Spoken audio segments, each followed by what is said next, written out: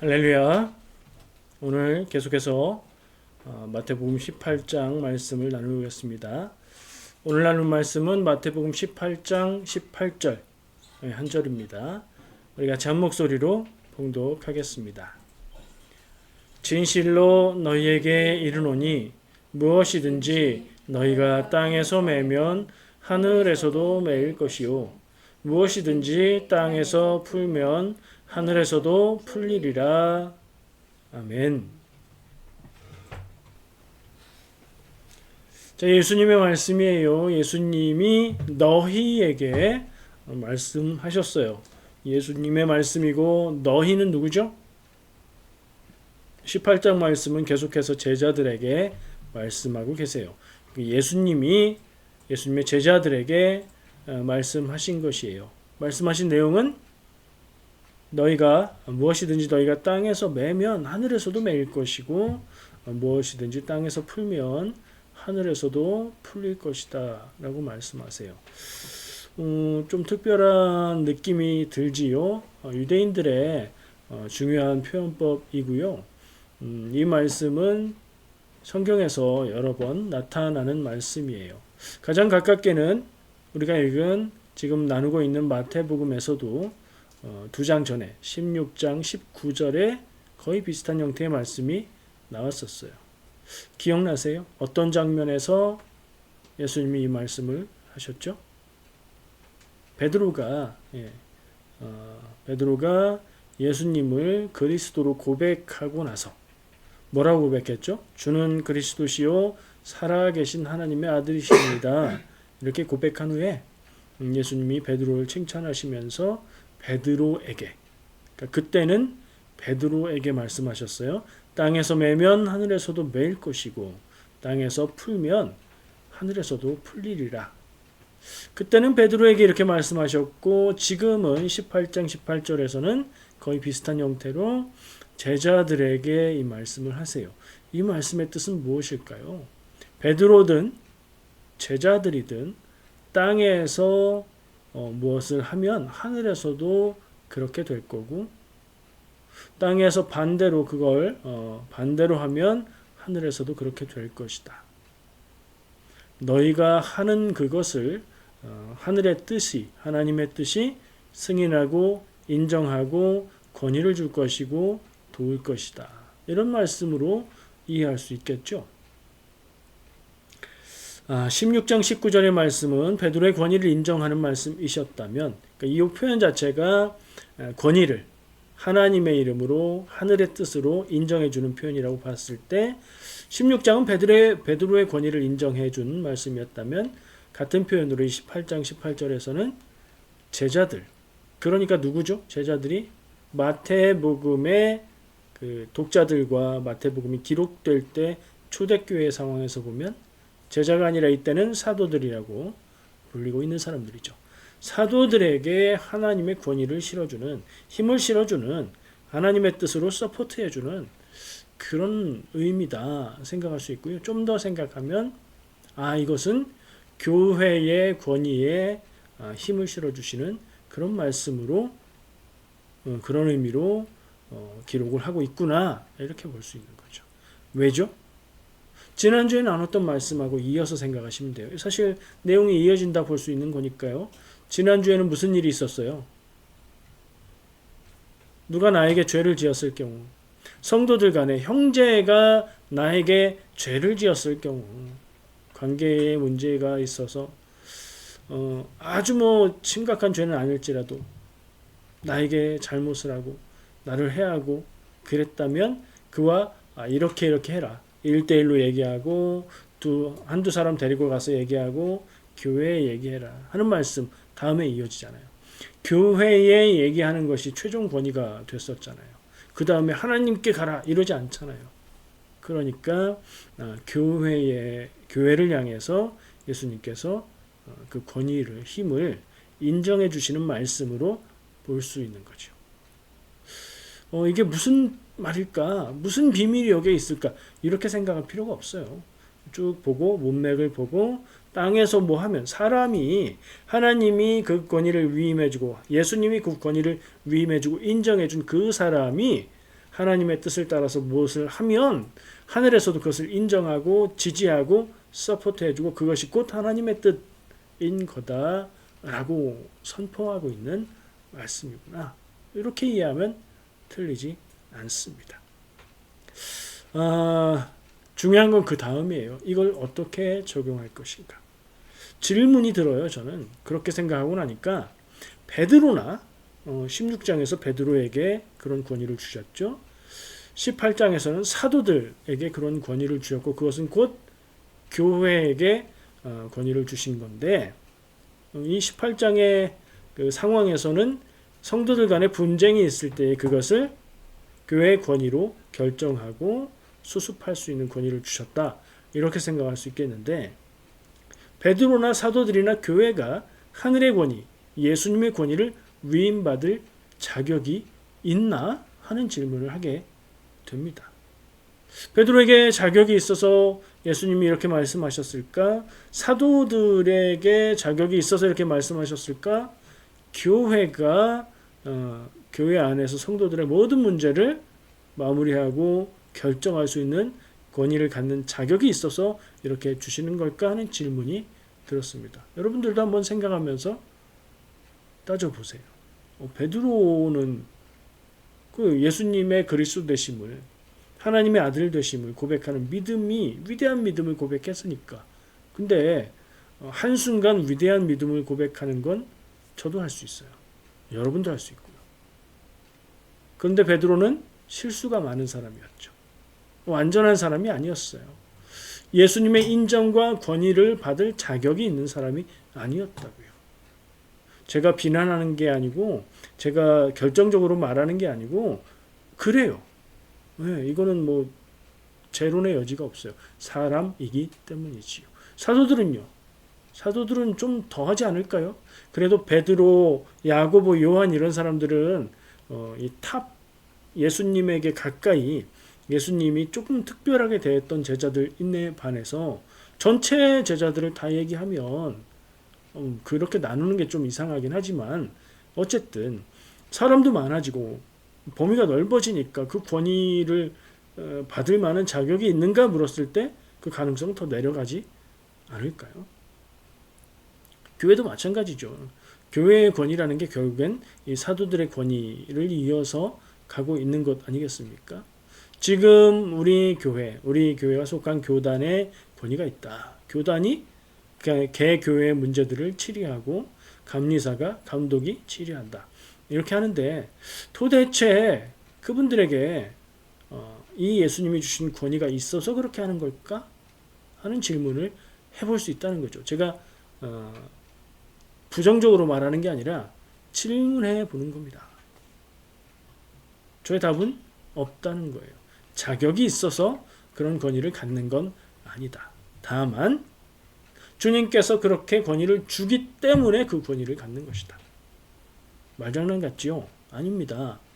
성경을 보면 그 누구도 성경에서 하나님이 선택하시고 예수님이 택하시고 특별한 일을 감당하고 사명을 감당했던 그 누구도 완전한 사람은 없습니다. 맞죠? 동의가 되십니까? 예, 그건 확실한 사실이에요. 그렇다면 그 누구도 하나님의 권위를 위임받을 만한 자격이 있어서 받는 게 아니라 하나님이 그것을 사명으로 책임으로 맡겨주셨기 때문에 그 권위가 있는 거예요. 그러면 한 걸음 더 나가서 질문해 볼 수 있습니다. 베드로든 사도들이든 교회든 교회의 목회자든 교단의 높으신 분이든 누구든 간에 잘못된 생각을 가지고 하나님의 뜻과 다른 잘못된 생각을 가지고 그걸 절대적인 신념으로 여기면서 잘못 적용해서 잘못된 판단으로 어떤 일을 감당했을 때 그 권위가 그대로 인정이 돼야 되는가 하는 질문을 해볼 수 있죠. 이런 일들이 생각보다 흔하거든요. 교회 안에서 갈등과 분쟁도 있고요. 교회의 재산권 문제로도 재판을 하기도 하고요. 현실에서 이 문제가 어디로 갑니까? 교회의 권위로 정리가 되지 않습니다. 그럼 어디로 가요? 사회의 법원에 재판을 소송을 해서 판단을 받습니다. 그건 좀 슬픈 일이에요. 그러나 법적인 구속력을 갖고 그리고 법을 객관적으로 평가하고 판단하는 것을 거기에 맡겨서 그렇게 일을 하는 거예요. 만약에 교회든 교단을 맡은 중요한 사람들이든 목회자든 정말로 그 권위를 인정받고 있다면 문제가 생기지도 않을 거고 문제가 생겨도 해결할 수 있을 것이고 이렇게 하자라고 제안을 했을 때에 받아들여질 겁니다. 그것이 거기서 해결이 안 되고 세상 법정까지 가게 됐다면 이미 그 권위는 인정받지 못하고 있는 거죠. 이 현상은 어떻게 봐야 될까요? 예수님이 사도들에게 권위를 주셨고 사도의 그 교회의 전통을 이어온 교회, 교단의 권위를 인정하지 않고 세상 법정에 호소하는 것 잘못된 거 아닙니까? 라고 말할 수 있죠. 그러나 또한 그렇게 되게 만든 망가진 권위가 문제 아니겠습니까? 예수님이 주셨는데 그 권위는 왜 망가졌습니까? 여기서 조금 어려운 문제를 만나게 됩니다. 자, 성경에서 제가 답을 찾아보았습니다. 성경에서 그런 예를 찾아보니까 저는 이스라엘의 왕이 비슷하다 하는 생각을 해보았습니다. 왜죠? 이스라엘의 왕은 어떤 사람입니까? 다른 나라들은 절대 왕정이에요. 왕이 나라의 주인이고 왕이 곧 법이고 왕의 권위가 그 나라 안에서는 가장 높아요. 근데 이스라엘의 왕은 다르지요. 하나님이 세우신 왕입니다. 하나님을 대리해서 백성들을 인도하고 보호하고 하나님의 뜻대로 나라를 이끌라고 임명받은, 위임받은 권위를 가진 그런 왕이었죠. 자, 이스라엘의 첫 번째 왕 누구였습니까? 사울이었습니다. 하나님이 택하시고 기름 부어서 왕으로 세웠습니다. 하나님이 권위를 주셨지요. 어떻게 됐습니까? 긴 얘기가 있지만 많은 기회를 주었음에도 불구하고 그는 하나님의 법을 떠나고 순종하지 않고 경고에도 불구하고 그는 자기 뜻대로 나아갔지요. 하나님께서 권위를 위임하셨는데 그 권위를 받은 사람이 그 권위에 합당한 길을 벗어나서 다른 길로 갈 때에는 그 권위는 인정받지 못하게 되는 겁니다. 왜 그렇죠? 그럼 그 권위가 사라졌습니까? 아니요. 하나님에게 있습니다. 여기서 생각해야 될 게 있어요. 하나님이 주신 권위의 근거는 하나님이시다. 하나님에게 권위가 근본적으로 있고 그것을 현실적으로 제도적으로 세상의 사람들에게 맡기신 거다. 맡기신 거다. 아까 얘기했죠. 그 누구도 자격이 있어서 그 권위를 받는 건 아니다. 하나님이 맡기셨기 때문에 예수님이 맡기셨기 때문에 그 역할을 감당하는 거다. 이스라엘의 왕처럼. 사울이 그것을 온전히 감당하지 못했을 때 지켜야 될 책임을 다하지 못했을 때 그 권위는 이미 허물어지고 무효하게 되는 것이었죠. 그래서 하나님은 어떻게 하십니까? 다윗을 새 왕으로 세우시죠. 다윗은 다행히 대부분의 순간을 하나님의 주신 그 권위에 합당한 자세로 겸손한 자세로 신앙적인 자세로 나라를 다스렸고 거의 끝까지 거의 모든 순간 아닌 순간들도 잠깐 있지만 그 권위를 인정하고 유지할 수 있었습니다. 그런데 다윗의 아들 솔로몬 때에 가서 어땠습니까? 우리는 솔로몬을 지혜로운 왕, 뛰어난 왕으로 기억하지만 성경은 다른 이야기를 합니다. 그는 우상숭배를 허용했고 자기도 우상숭배에 빠졌으며 돌이키지 않았다. 책임을 다하지 못한 왕이었고 결국에 그 나라 하나님의 백성을 다스리는 권위는 갈라지게 되지요. 솔로몬 이후로 나라가 왕국이 갈라지지 않습니까? 자, 이런 것을 예를 들어볼 때 어떤 생각을 할 수 있을까요? 하나님이 권위를 맡겨주시면 그 받은 권위에 합당하게 자격이 있어서 하는 것은 아니지만 맡겨진 권위에 맞게 책임을 다하도록 최선을 다해야 되고 그 권위의 근본이 하나님에게 있는 것을 잊지 말아야 하고 그렇죠? 그것을 지킬 때에 그 권위가 인정되는 겁니다. 지키지 않으면 하나님이 버리시기 전에 이미 사람들로부터 그 권위를 인정받지 못하게 됩니다. 한 가지 예를 또 찾아볼게요. 요한계시록 2장 5절 말씀. 요한계시록 2장이면 제가 지난번에도 언급했던 것 같은데, 무서운 환상 이런 거 아니고 7 교회를 향해서 보낸 편지 부분이잖아요. 2장 5절은 에베소 교회를 향해서 주신 메시지 내용인데, 에베소 교회는 특징이 뭐였죠? 첫사랑을 잃었어요. 그래서 이렇게 말씀하십니다. 2장 5절. 그러므로 어디서 떨어졌는지를 생각하고 회개하여 처음 행위를 가지라. 만일 그리하지 아니하고 회개하지 아니하면 내가 네게 가서 내 촛대를 그 자리에서 옮기리라. 아멘. 마지막 부분 뭐라고요? 내가 네게 가서 네 촛대를 그 자리에서 옮기리라. 성경 말씀에 이 표현들이 있습니다. 촛대를 옮긴다. 무슨 뜻일까요? 위임해준, 맡겨준 그 권위를 거두어 가신다는 말씀인 거예요.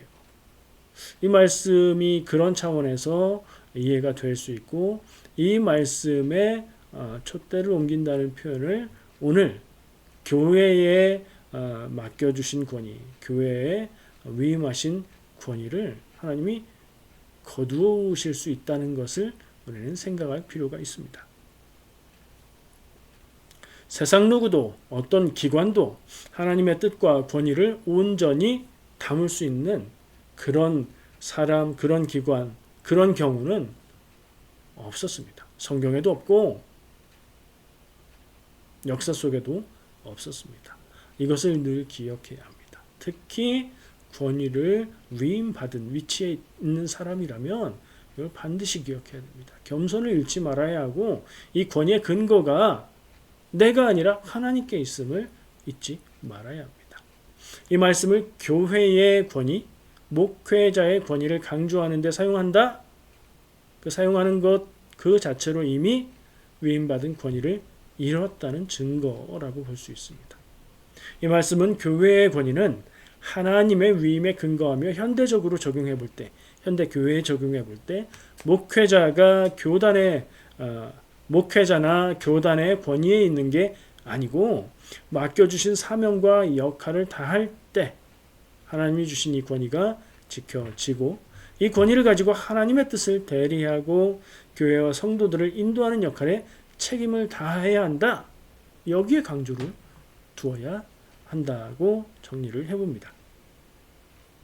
뭐가 아니고 뭐가 맞다고 기억하셔야 돼요. 이런 말씀들을 가지고 하나님이, 예수님이 교회에 권위를 주셨는데 교회의 권위에 순종해야 된다, 목회자에게 순종해야 된다라고 강조하면 이미 틀린 거라고요.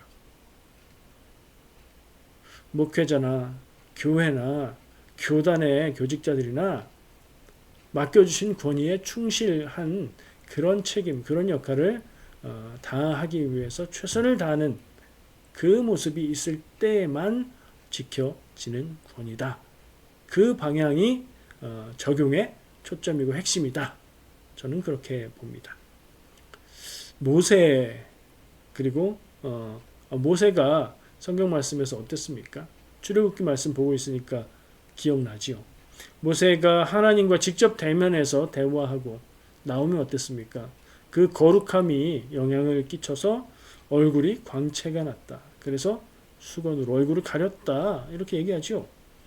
모세를 통해서 많은 기적들이 일어나고, 또 광야 생활 중에 그의 권위에 도전했던 모든 경우들, 그것은 하나님을 거역하는 것으로 간주되었죠.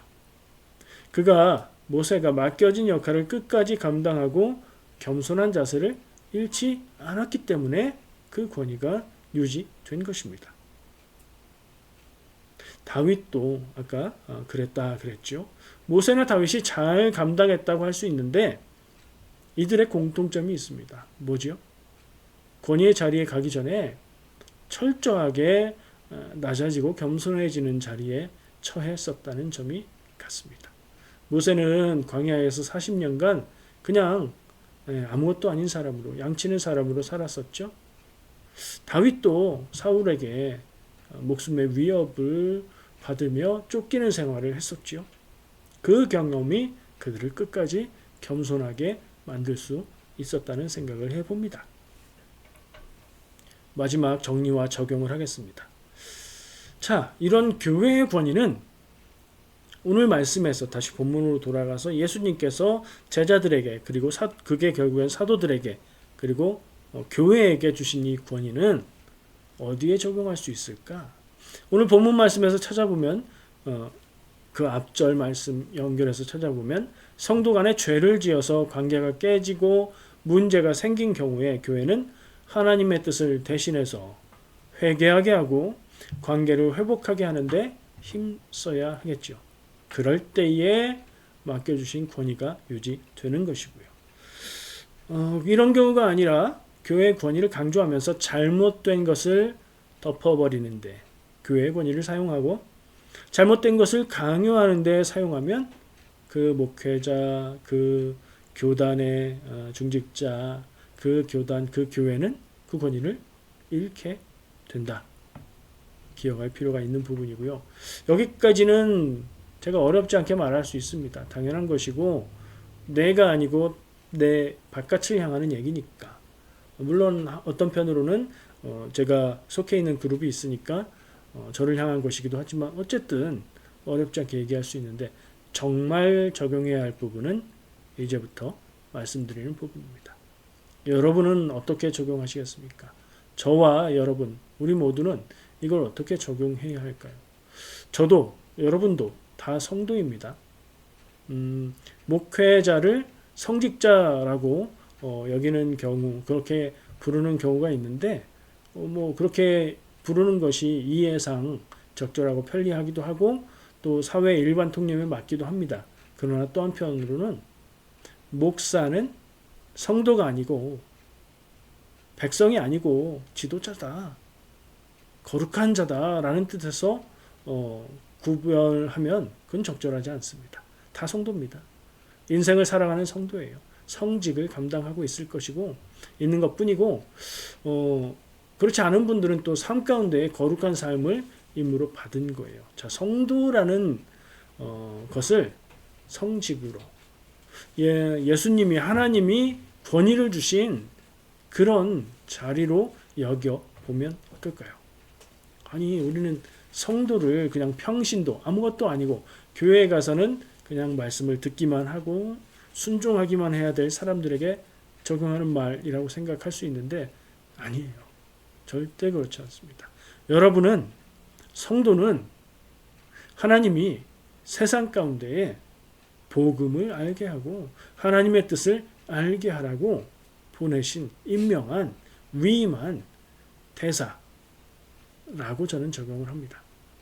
하나님의 뜻을 알고 하나님의 사랑을 경험하고 복음으로 사는 것을 알고 그러면 그렇게 그것을 따라 사는 거죠. 다른 나라에 가 있는 대사들은 어떻습니까? 자기 나라의 문화와 자기 나라의 입장을 알고 그 다른 나라 정부와 그 다른 나라의 민간을 향해서 그것들을 대변하고 대리하고 중재하지요. 세상 사람들은 그러니까 복음을 모르는 사람들은 하나님의 뜻을 모르는 사람들은 하나님의 뜻대로 사는 게 무엇인지 왜 그렇게 판단하고 왜 그런 가치를 갖는지를 모르죠. 성도야말로 세상 사람들에게 함께 살아가는 그런 사람들에게 하나님의 뜻 무엇이며 하나님의 뜻을 따라 사는 건 어떤 것이며 우리는 왜 이렇게 행하고 이렇게 말하는지를 보여주며 드러내라고 임명받은 임무를 받은 사람들이라고 생각합니다. 그렇다면 그건 역시 주님께서 권위를 주신 아주 중요한 직책이지 않겠습니까? 그러면 우리 성도들의 권위는 그 근거가 어디에 있습니까? 하나님께 있습니다. 하나님이 우리에게 이 거룩한 사명을 맡겨주셨기에 우리는 그 위임받은 권위를 가지고 세상에 하나님 뜻대로 사는 법, 하나님에겐 무엇이 중요한가? 중심을 보는 삶이란 무엇인가? 복음을 따라 사는 삶이란 무엇인가를 보여주는 그런 역할을 감당해야 하는 겁니다. 저는 아직 그런 거 하기에는 좀 아직 연약한 것 같아요. 저는 뭐 집사도 아니고 권사도 아니고 장로도 아니고 저는 믿은 지도 얼마 안 됐고 어릴 수 있습니다. 연약할 수 있습니다. 그러나 어디로 가야 됩니까? 성숙함으로 나가야 되고요. 교회 오래 다녀서 집사, 권사, 장로의 직분을 받는다고 다 그것을 할 수 있는 것도 아닙니다. 누구나 믿음으로 구원받으면, 먼저 믿음으로 구원받으면 그것을 세상에 전해줄 수 있는, 그것을 세상에 통역해 주어야 하는 책임을 맡은, 그 사명을 맡은, 그리고 그 책임과 사명은 곧 맡겨주신 권위, 하나님의 권위가 있다라고 적용을 해야 합니다. 여러분이 성도는 교회에서 직분 없는 사람을 부르는 말이다, 이렇게 생각하지 마시고 하나님이 거룩한 삶으로 부르셔서 세상에게 거룩한 삶을 보여주라고 맡기신 그런 권위 있는 역할이다, 이렇게 정체성을 가져야 하고요. 그 권위에 맞게, 그 맡겨주신 역할에 맞게 살려고 애쓰고 최선을 다해서 살아가는 것이 성도의 본분입니다. 내가 하나님의 뜻을 모르고 내가 하나님의 뜻대로 살지 않고 내가 하나님의 뜻을 구하지 않고 내가 복음을 모르고 복음을 따라 살지 않는데 이름만 성도라고 부르면 그게 성도입니까? 그렇지 않지요. 비판하는 말이 아니고 그렇게 살아가려고 애쓰시기를 바라는 마음이고요. 그럴 때에 하나님이 함께 하시고 동행하시며 하나님이 복이 되시는 삶을 살 줄 믿습니다. 이름만 성도가 아니라 하나님이 인정하시는 성도가 되시기를 축복합니다. 세상에서 하나님의 백성으로 살고자 애쓰는 모습이 세상에 복음을 전하는 인생이 되는 그런 삶을 사시길 축복합니다. 그래서 나중에 하나님 앞에 갔을 때 하나님이 잘 살았구나, 착하고 충성된 종아, 이렇게 말씀을 들을 수 있는 여러분 다 되시기를 축복합니다. 기도하겠습니다.